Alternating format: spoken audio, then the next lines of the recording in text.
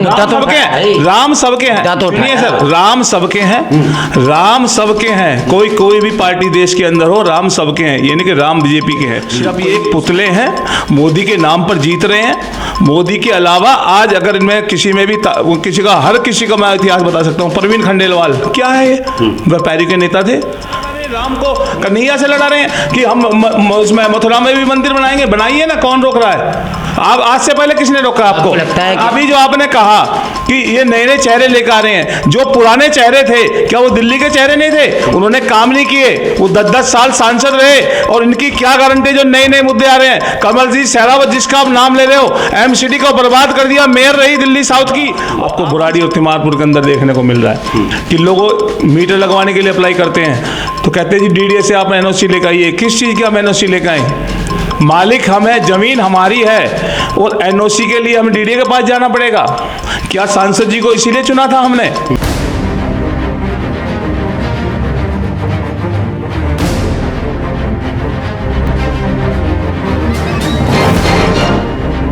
लोकसभा चुनाव का बिगुल बज चुका है और आप देख रहे होंगे लगातार भारतीय जनता पार्टी, आम आदमी पार्टी और कांग्रेस के प्रत्याशी लगातार क्षेत्र में जा रहे हैं, दौरा कर रहे हैं, क्षेत्र के लोगों से मुलाकात कर रहे हैं, बातचीत कर रहे हैं और अपने अपने मुद्दों को रख रहे हैं और वोट मांग रहे हैं। इसी बीच हमारे साथ ऐसी शख्सियत मौजूद है जो आम आदमी पार्टी में रहे, आम आदमी पार्टी के लिए उन्होंने काम किया, उसके बाद किन ही कारणों से आम आदमी पार्टी छोड़ी, उसके बाद शरद पवार यानी अजीत पवार और शरद पवार की जो पार्टी कहती थी, लेकिन अब वो अजीत पवार की पार्टी है, एनसीपी में अब वो गए।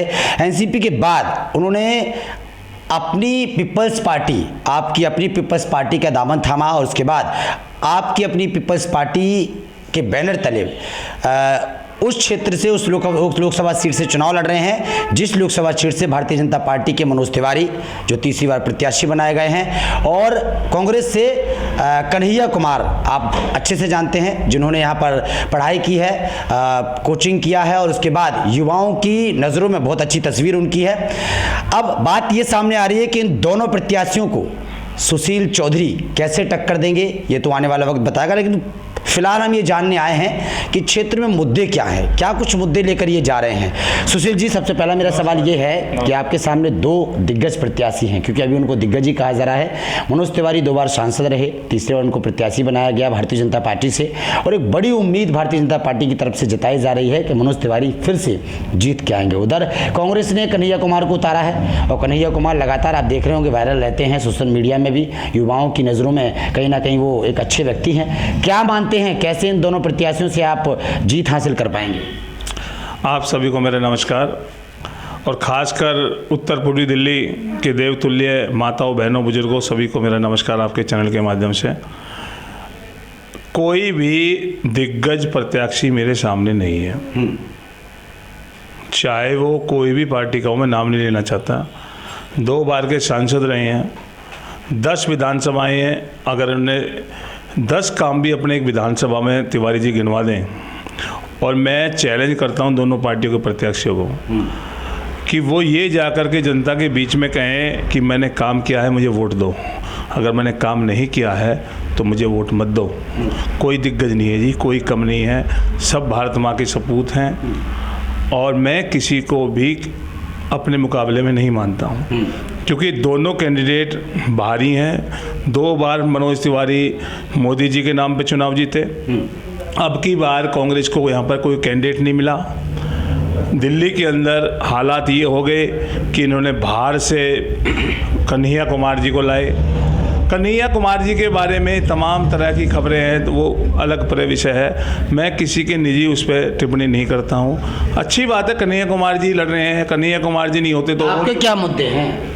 मेरा मुद्दा ये है कि 10 साल से तिवारी जी सांसद हैं, 10 विधानसभाओं में इन्होंने कोई भी एक कार्य नहीं किया। यहाँ ना तो कोई हॉस्पिटल की सुविधाएं हैं, ना यहाँ कोई पानी की व्यवस्था है, गंदा पानी पीने को लोग मजबूर हैं, ना यहाँ पर शिक्षा का वो है।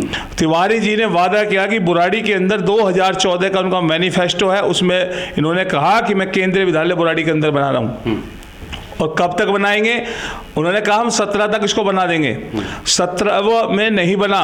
2019 के चुनाव में उन्होंने फिर कहा कि हम केंद्रीय विद्यालय बनाएंगे, और आज 24 का चुनाव लड़ने के लिए वो तीसरी बार मैदान में है। मैं पूछना चाहता हूं तिवारी जी, वो आपका विद्यालय कहां पर है? इन्होंने गांवों को गोद लिया। उन गांवों की आप दुर्दशा देख लीजिए, कादीपुर गांव की दुर्दशा देख लीजिए, एक सभापुर गांव में उसकी दुर्दशा देख लीजिए, जगतपुर गांव में उसकी दुर्दशा देख लीजिए। तिवारी जी के यहाँ पर लगभग 20 गांव आते हैं, लगभग। और इन 20 गांवों में आप जाकर के देखिए, इन गांवों के लोगों से पूछे कि तिवारी जी ने क्या विकास किया है।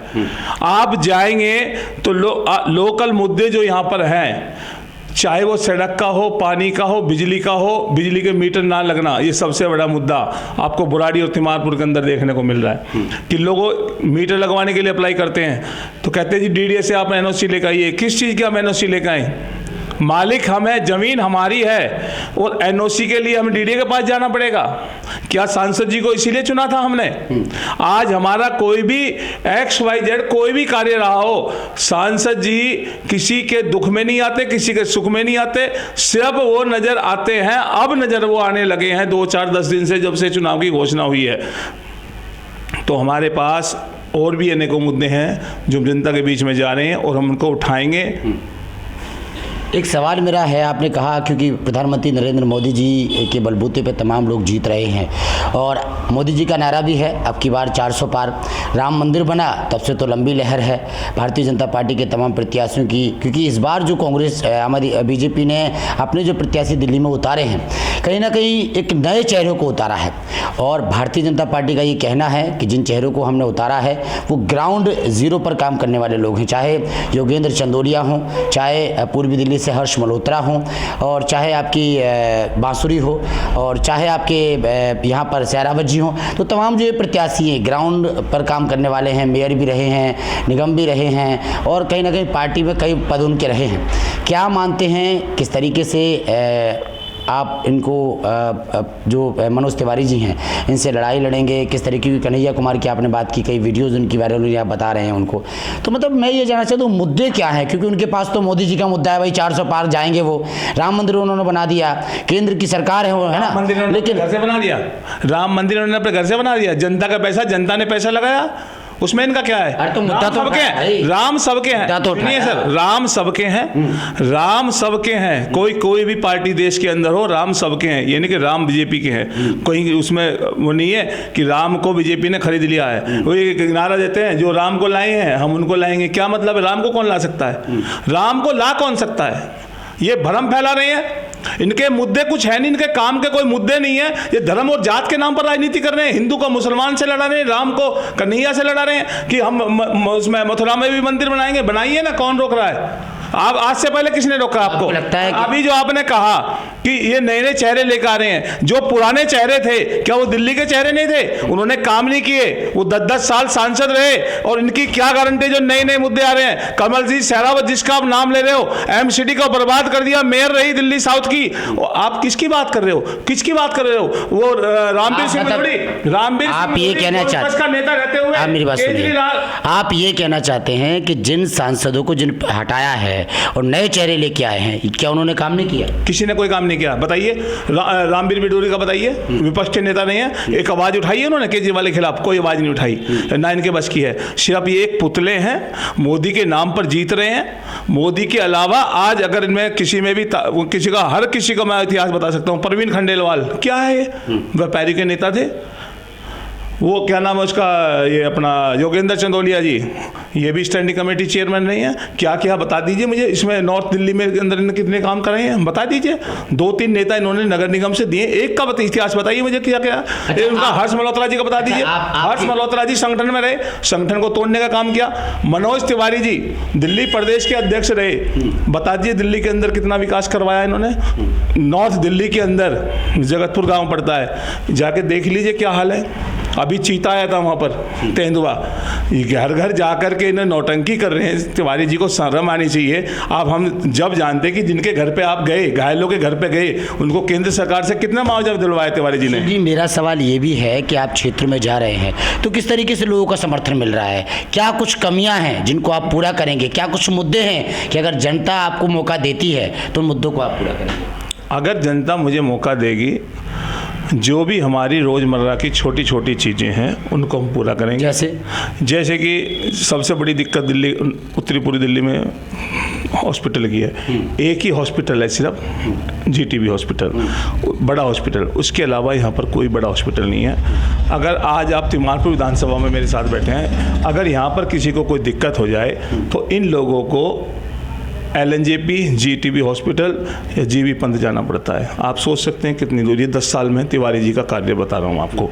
अगर ये चाहते तो यहाँ कोई बड़ा हॉस्पिटल बन सकता था, एक यहाँ अच्छी यूनिवर्सिटी बन सकती थी, यहाँ पर कोई अच्छा स्टेडियम बन सकता था। इनका अभाव है। अगर जनता मुझे चुनेगी तो मेरा वादा है, सबसे पहले मैं जिस गरीब आदमियों की, गरीब आदमियों की बुजुर्ग पेंशन केजरीवाल ने बंद की, अगर मैं चुन करके आता हूं तो सबसे पहले केंद्र सरकार से लड़ाई लड़ करके 5,000 पेंशन बुजुर्ग को देने का काम करूंगा। दूसरी चीज़ स्वास्थ्य की। स्वास्थ्य पे जो इन्होंने मोहल्ला क्लिनिक बनाई केजरीवाल सरकार ने, वो सारे फेल हैं। कहीं भी कोई दवाई नहीं, नकली दवाइयाँ मिल रही हैं, कहीं किसी का वो नहीं है। कांग्रेस का तो कोई इतिहास है ही नहीं। आज सुनने में आ रहा है कि इनके प्रदेश अध्यक्ष ने इस्तीफा दे दिया है, तो कांग्रेस तो लाइन से पहले हट चुकी है। रहा केजरीवाल जेल जा चुके हैं, केजरीवाल की जेल से सरकारें चल रही हैं। रहा नरेंद्र मोदी जी से हमें कोई बैर नहीं है, और तिवारी जी तुम्हारी कोई खैर नहीं है, सही बताऊं। क्योंकि मुझे चुनाव लड़ने के लिए जनता ने कहा कि आपको चुनाव लड़ना चाहिए। क्यों लड़ना चाहिए? मैंने कहा कि भाई जो मुद्दे हम उठवा लेंगे, हम शामिल हो जाते हैं, मिल लेते हैं, जुल लेते हैं। लेकिन तिवारी जी ने 10 साल के अंदर एक भी मुद्दा हमारी लोकसभा का नहीं उठाया, कहीं पर भी जाकर। आप बता दीजिए कौन सा मुद्दा उठाया। ये 94 के अंदर ये वजीराबाद बस गिरी थी पुल पे, आज तक ये पुल नहीं बन पाया। भाजपा ने टिकट क्यों दिया फिर उनको? नाचने गाने वाले हैं, स्टार नेता है, इसको निपटाने के लिए भाजपा ने इनको टिकट दिया है। 6 टिकट इन्होंने काट दिए भाजपा ने। मतलब जनता नाचने गाने को वोट दे देती है? दिए ना इनको, दिए इनको नाचने गाने वालों को। लेकिन अब की बार जनता इनके छलावे में, इनके बहकावे में नहीं आएगी। पिछली बार इन्होंने मुद्दे लगाए थे, राम मंदिर का था, राम मंदिर का मुद्दा जो है अब वो खत्म हो चुका है। कहा जाता है कि मनोज तिवारी जो हैं उनको पूर्वांचलियों का बड़ा प्यार मिलता है। पूर्वांचली को भी ठगा इन्होंने, पूर्वांचली को भी ठगा है। इस विधानसभा में तिमारपुर में पूर्वांचली हैं, बुराड़ी में पूर्वांचली हैं, मुस्तफाबाद में पूर्वांचली हैं, करावल नगर में पूर्वांचली हैं, आपका गोंडा में पूर्वांचली हैं। बताइए ना मेरे को, कहाँ पूर्वांचली जहाँ पर रहते हैं, जहाँ मनोज तिवारी ने काम करा हो, 1 रुपये का काम करा हो, बताइए। और अभी यहाँ एक इन्होंने झूठ बोला, आपके चैनल के माध्यम से मैं भी बताना चाहता हूँ। ये कहते 14,500 करोड़ रुपए मैंने लगाए हैं। अगर तिवारी जी आपने कोई रुपए लगाया तो उसका लेटर रिलीज कर दो ना, उसका दिखा दो ना जनता के अंदर कि मैंने पैसा लगाया है। क्यों नहीं दिखाते? झूठ बोल रहे हैं, झूठ बोल रहे हैं। जुमला है, वही 15 लाख का जुमला है। और मैं बताऊँ, अभी मैं कल गोंडा में बैठा हुआ था तो एक ने कहा यार हमारे लड़के को बुला दियो। मगर नाम ले लेना भाई, क्या दिक्कत है? कह रहा जी नाम नहीं लूंगा मैं। क्यों? कह रहा है इतना नाम ले लेकर मेरे लड़के को मोदी जी ने, क्या नाम है, मनोज तिवारी ने बदनाम कर दिया। लोग अपने बच्चे का नाम विकास रखना बंद कर दिया लोगों ने। और बताऊँ आपको, हाँ जी, ये ताजी बता रहा हूँ मैं आपको, लोग अपने बच्चों का नाम विकास ही रखना बंद कर दिया। कहते हैं कि 25 मई को क्या उम्मीद है? 25 मई का जो मेरा चुनाव है, ये मेरा चुनाव नहीं है, ये मेरे क्षेत्र के देवतुल्य कार्यकर्ताओं का चुनाव है। और ये अपने आप अपना चुनाव लड़ रहे हैं। मैं आश्वस्त हूँ। मैं हर जगह क्षेत्र में, हर गली में, हर मोहल्ले में 36 बिरादरियों में जा रहा हूँ और मुझे पूरा प्यार समर्थन मिल रहा है। आने वाली 3 मई को मैं अपना नॉमिनेशन करने जाऊँगा और मैं जनता से अपील करता हूँ कि इस नॉमिनेशन, ये आपका नॉमिनेशन है, मेरा नहीं है। ये चुनाव मेरा नहीं है, आपका चुनाव है। और इस तिवारी से अगर आप आज़ादी चाहते हो तो कृपया करके आप टॉर्च पर बटन दबाएं। और तिवारी ने अगर काम किया है तो तिवारी को वोट दो, अगर काम नहीं किया तो तिवारी को वोट मत दो। उससे एक सवाल जरूर पूछना कि 10 साल के अंदर आपने हमारी कॉलोनी में, हमारे गांव में, हमारी विधानसभा में, हमारे वार्ड में एक काम उससे जरूर पूछ लेंगे जो उसने किया हो। तिवारी पे गुस्सा क्यों है इतना आपको? नहीं, मैं कहाँ गुस्सा हूँ, मैं गुस्सा करता ही नहीं। लगातार पूरे इंटरव्यू तिवारी का नाम ले रहे हैं आप। नहीं, दूसरा कन्हैया कुमार का नाम नहीं ले रहे। कन्हैया कुमार जी तो कांग्रेस से कन्हैया कुमार भी तो है। कन्हैया कुमार जी को तो कांग्रेस की लाना एक मजबूरी था, उसका आपने जीता जागता प्रमाण देख लिया कि लवली जी पार्टी छोड़ के चले गए, इस्तीफा दे दिया। मतलब तो आप मानते हैं कि कन्हैया कुमार की और मनोज तिवारी की या आपकी कोई टक्कर नहीं है? कन्हैया कुमार जी रेस में नहीं है, कहीं भी नहीं। कन्हैया कुमार जी कहीं रेस में नहीं है। कोई कांग्रेस का नेता उनके साथ में आपको दिखाई दे रहा हो, आज से कोई रोड शो हो, कोई दिखा रहा हो, कोई कर रहा हो, तो आप बता दीजिए मुझे कहाँ कन्हैया कुमार। आपकी और मनोज तिवारी की है टक्कर? नहीं, मैं तो मनोज तिवारी टक्कर नहीं मानता, मेरी कोई टक्कर नहीं है, जनता की टक्कर है। मेरे देव तुल्य कार्यकर्ताओं की टक्कर मनोज तिवारी से है, मेरी कोई टक्कर नहीं है जी। ना मैं कुछ कर सकता हूँ, मैं तो ये है कि मैं तो इनका नौकर बनने के लिए आया हूँ, देव तुल्य कार्यकर्ताओं का। अगर ये मुझे अपना नौकर बनाते, इनकी आवाज़ को संसद के अंदर उठाऊंगा, और इतना वादा है कि जब तक जीऊँगा तब तक आपकी आवाज़ को उठाऊंगा। और जो भी यहाँ की मूल समस्याएं हैं, मैं यहीं विधानसभा का रहने वाला हूँ, यहीं का मैं निवासी हूँ।